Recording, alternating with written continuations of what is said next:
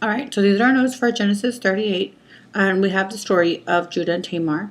Um, Judah was, of course, the bloodline that Christ was going to come from.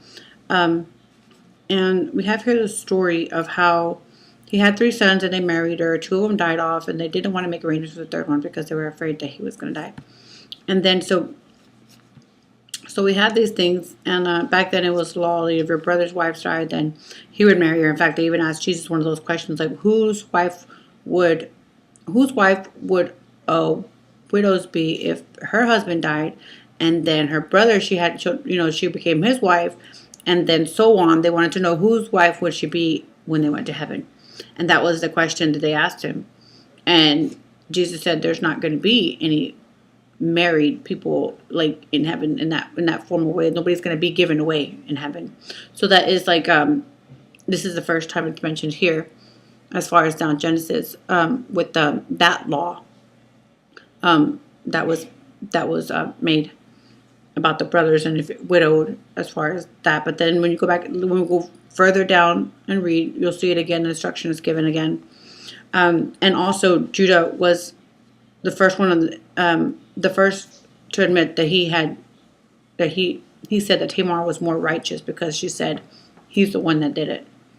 And a lot of us want to sit here and pick and poke, and you got to understand a lot of these things. You want to say, "Oh, okay, that's not right," and stuff like that. When I first read it, I was kind of like in shock. Am I really reading this? It sounds like something out of one of those paid programs. But there's a lot of things that go on in the world that we're unaware of and that we don't realize because our lives aren't like that, and we think that everything is just fine and dandy, and really the world is not like that at all.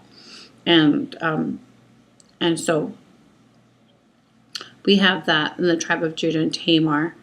And the Lord didn't get mad at her because that was her widow's that was her duty to carry on heir, and she wasn't able to because of that.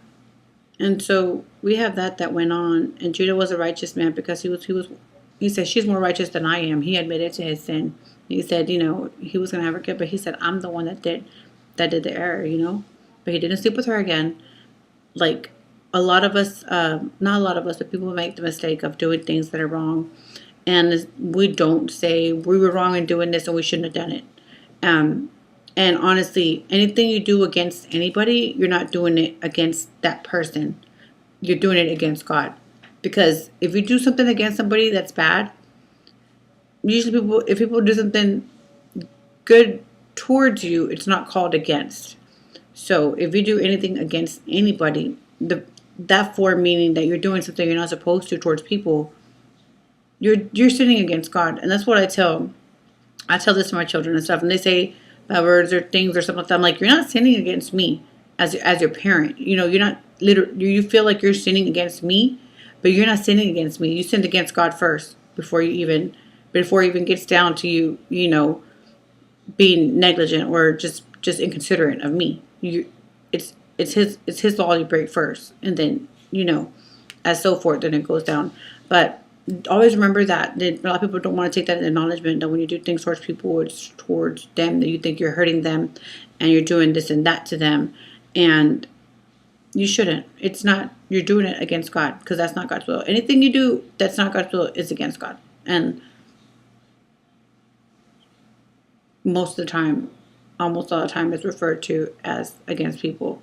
Yesterday, I was having a conversation with my daughter, and she was saying some things, and I told her, that the Holy Scripture says that if you love your neighbor as yourself, the rest of the law falls under that.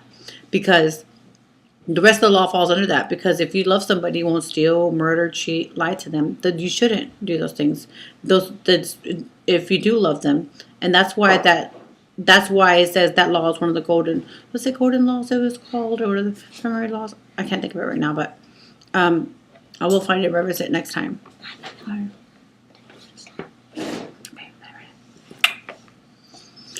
And so you're not sinning against other people, you're sinning against God. And you got to remember that. And a lot of people it's that simple. It's that simple.